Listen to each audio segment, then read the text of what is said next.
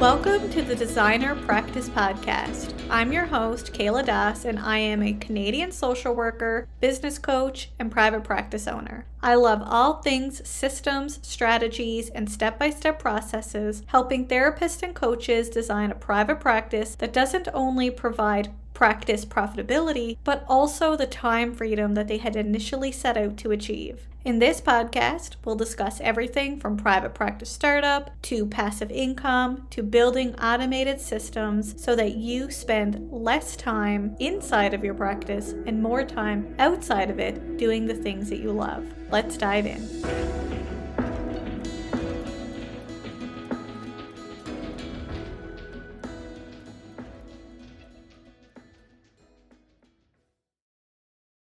Are you a Canadian clinical supervisor struggling to fill your clinical supervision spots? Finding supervisees can be tough, but it doesn't have to be when you list with the Canadian Clinical Supervision Therapist Directory.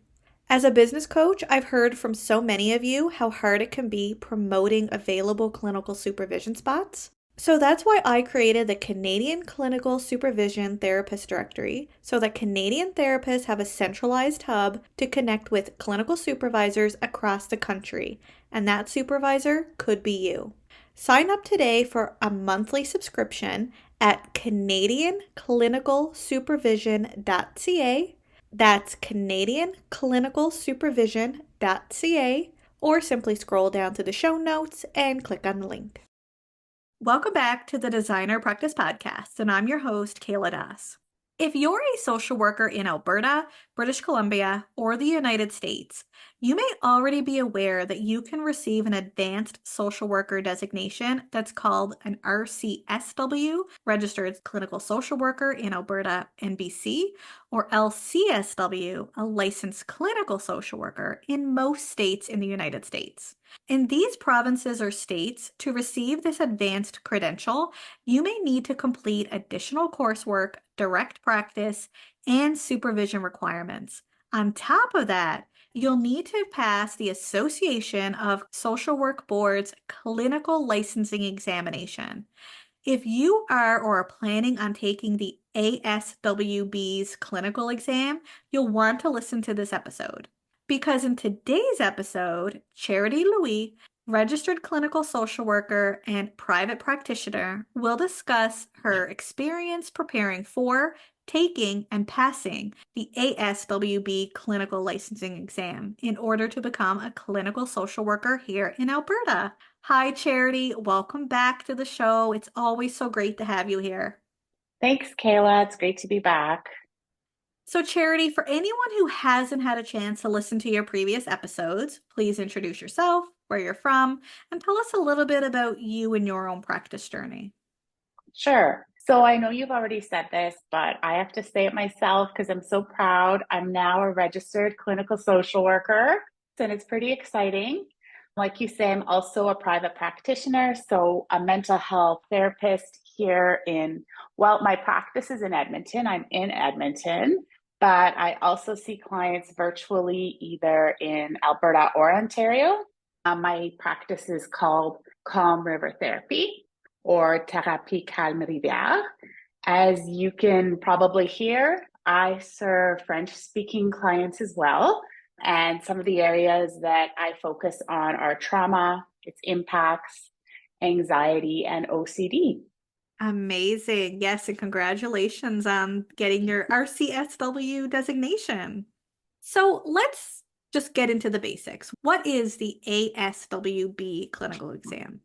So this exam, depending on where you are, who you are, can be part of the registration process to become a social worker. Really, it's a tool to measure, test knowledge, skills, abilities in social work, wanting to ensure that people in our profession are competent, are ethical.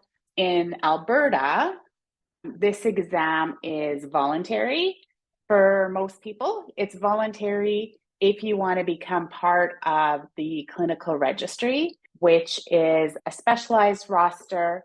It is for registered clinical social workers who are also social workers who have demonstrated that they have advanced standing, advanced practice in clinical work. And it's interesting because there's a very small percentage actually of RCSWs in Alberta.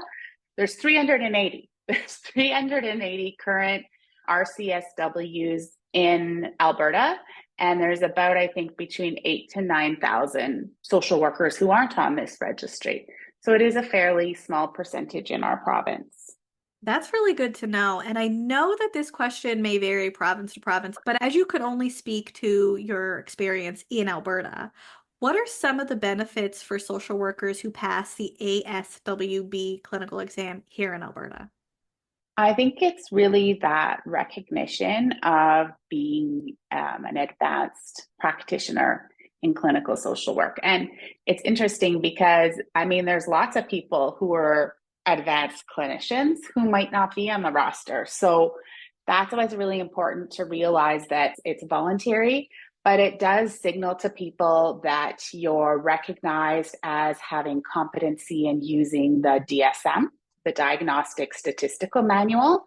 So it doesn't change what you can do, but it's letting you use that additional protected title. I think also it can be beneficial for social workers in Alberta to have this designation because there may be certain providers like agencies, government, or insurance providers that may want you to be an RCSW.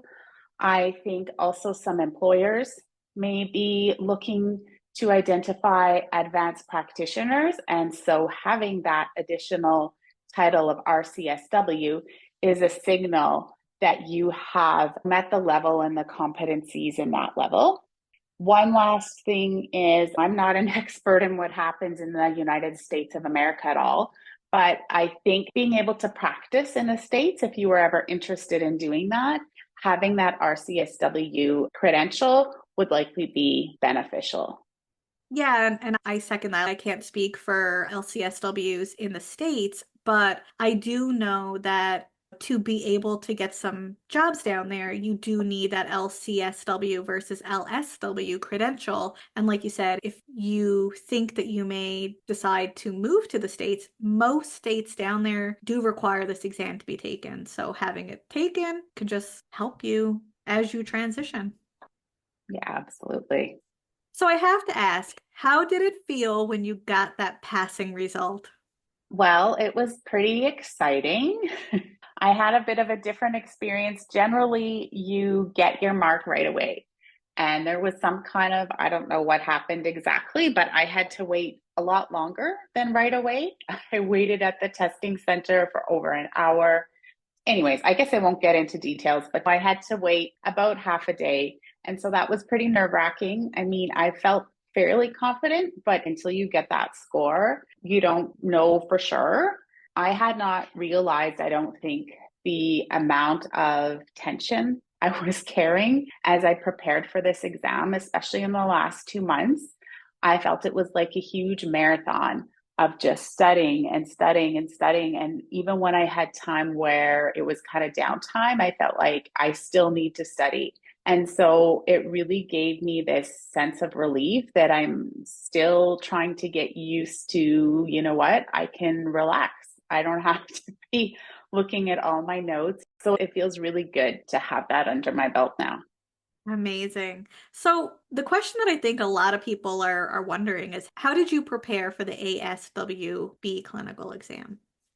So, first, I need to say that it's been 20 years since I did my BSW, or a bit over 20 years. So, I've been in practice for quite a bit. So, I think that changed a bit of how I studied because if I had more recently graduated, I think I would have been able to pull out my books, pull out my notes, and include that. But seeing that I graduated so long ago, I didn't have that. So my strategy was, you know what, I'm going to try doing this studying on my own because there are prep courses that you can take and purchase, but I decided that I was going to try to do it on my own. So the first thing I did was look at, it's a 98 pages of an exam guidebook. So this is put out by ASWB. It's free. It's on their website. And reading through and going through that workbook is going to really help you understand the process. How many questions are there going to be? What kind of questions? Oh, these are all multiple choice. What can I expect? And so then within that 98 pages, there's 10 pages specific to the topic areas that are for this particular exam, the RCSW exam. So I printed out that complete outline of all 10 pages. And then I went through each of these, and there was a lot of them, and looking at like, what do I have no clue here and for sure need to study, right? And highlight those. And which ones do I feel like I know what this is and I'm feeling pretty confident in this, so I'm not going to waste my time doing this? And what are ones that, yeah, if I have time, I should really review this? Because one thing, unless you're studying for a whole year, I don't think you could ever go through every single topic area and feel confident in every area. I mean, maybe there's somebody who could, but I certainly can't. So that was one of my big strategies, was doing all of that.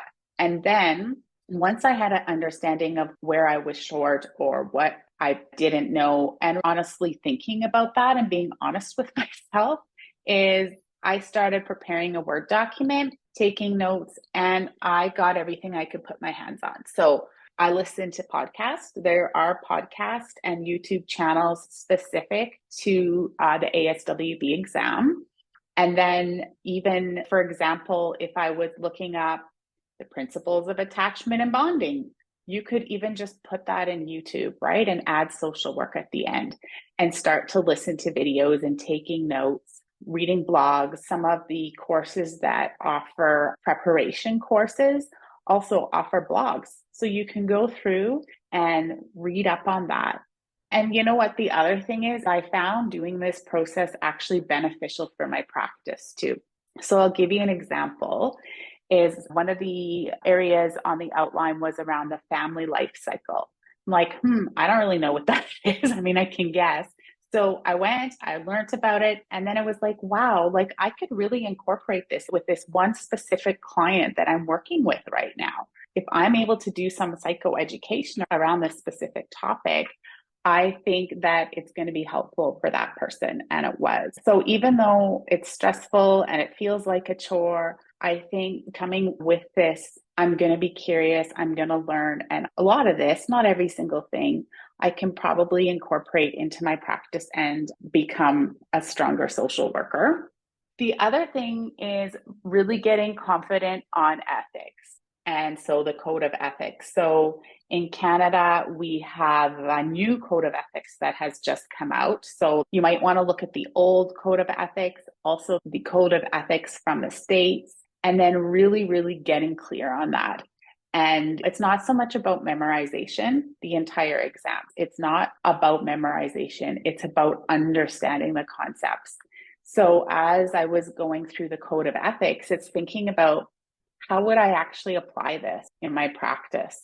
Like, how does this specific thing that I'm reading about, whether it be about what to think about if you're a clinical supervisor, what's a dual relationship, really getting clear on what that means in a practical sense, as opposed to just this written code on a piece of paper. The other two things that I want to highlight is the super big importance of doing the practice exam. So the practice exam is something you can purchase. So you do have to put out some money, but I had actually decided that if I didn't pass the practice exam, I was going to pay for one of the prep courses.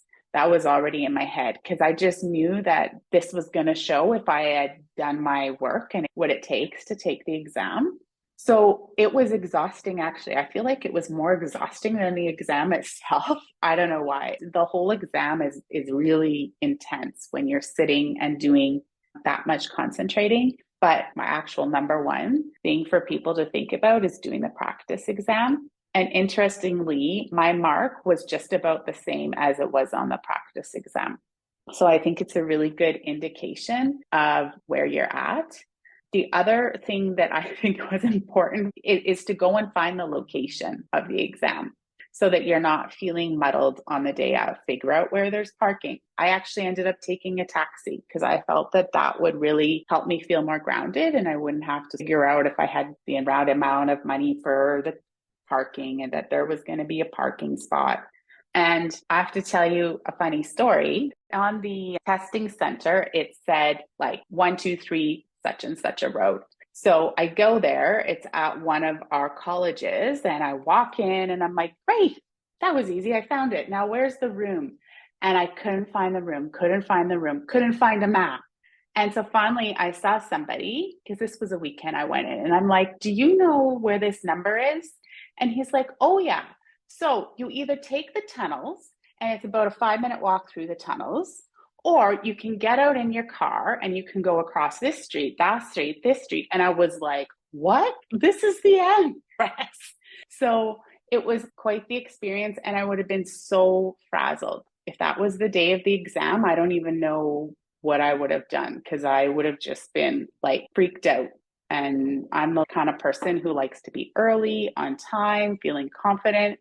And that would have really thrown me off. I would just suggest to people to take the time to go and look at the location and get a sense of where it is, so that on the day of, you're not trying to figure all of that out. Wow, that's such great tips, and there's so many things I want to like touch on with all of that. First of all, I love that you looked at the exam as a way to enhance your practice, because I think sometimes we're just looking at, I need this piece of paper, I need this exam passed, and it's totally legitimate, right? Like a part of that, you've worked so hard, you're paying lots of money. But if we're able to reframe it in a way that, how can I use this to my benefit as well as to the benefit of my clients now and in the Yeah. future? It's really going to change the experience of studying for it. One thing I do want to highlight is, although I've never taken the ASWB clinical exam, I have taken a standardized test in the past as a recreation therapist. I took the CTRS exam in the past, so I kind of understand some of the processes that you're talking about having a standardized exam to take. Yeah, most standardized exams are about that understanding. It's like, do you actually understand the concepts as they apply versus just memorizing? One thing I remember when I took the CTRS exam, I found that the structure of any practice exams were almost identical in structure to the standardized. Yeah, it was exactly the same, Yeah. exactly the same format. The questions and topics were totally different. Like I said, there's so many possible topics in this big book, and the 10 pages specific to the RCSW exam, there were no duplicate questions. It's not like, oh, I saw this on the practice exam. But yeah, it was super helpful.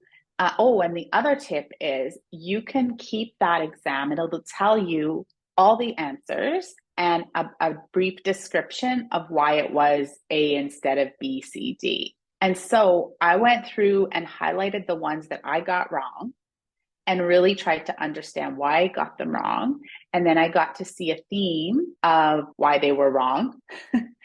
And out of all the questions, I studied those, even the ones that I didn't get wrong, just so I could sort of familiarize myself by going through the exam again. So I wrote the practice exam about 2 weeks before I scheduled the exam.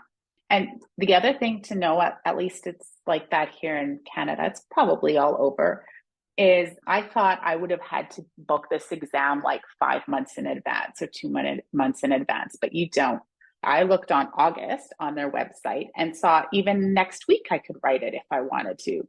So that really helped too. I didn't feel like there was this looming, I have to decide which date I'm going to write it on. Yeah, so I actually didn't book my exam until after I wrote the practice exam. That's amazing.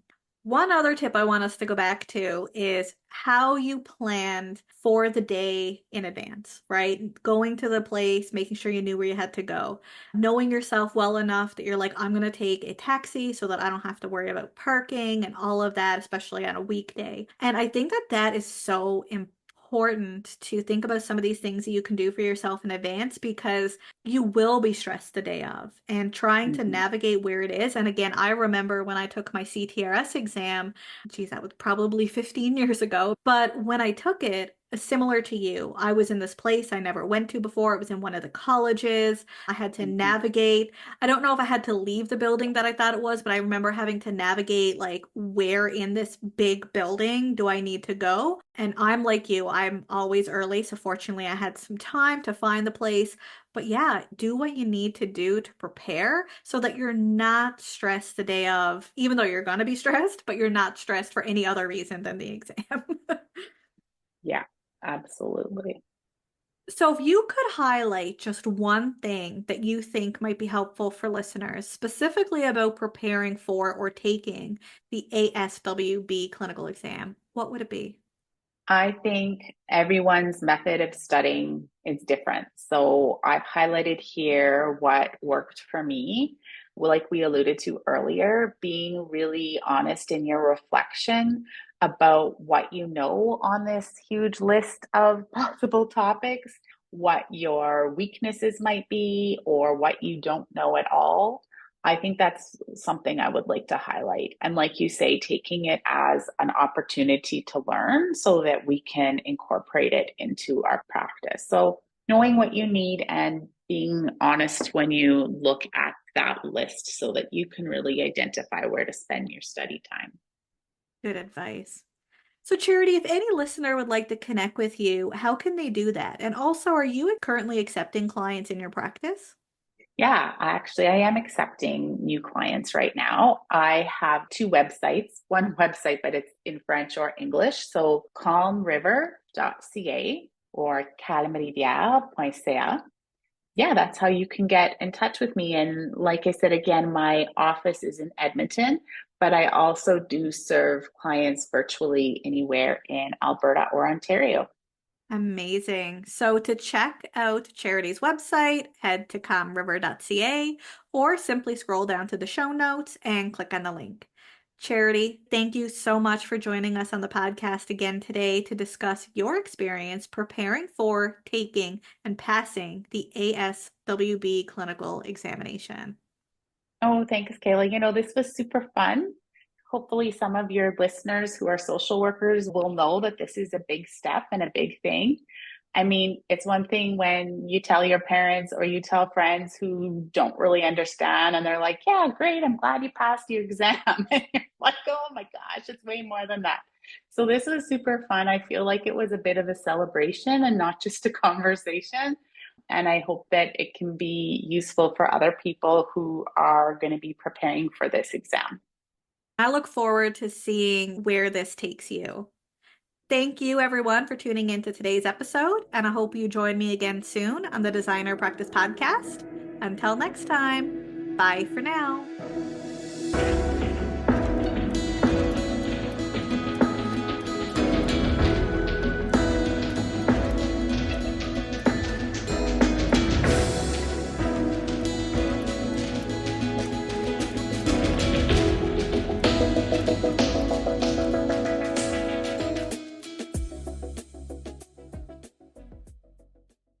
Please be advised that the podcast advertisements and links in this episode may be affiliate and or sponsor links where Evaspare Inc. and the Designer Practice Podcast receive compensation for sales or signups made through link clicks. This helps the Designer Practice Podcast continue to provide free and valuable content to you each week. Thank you, and we appreciate your support.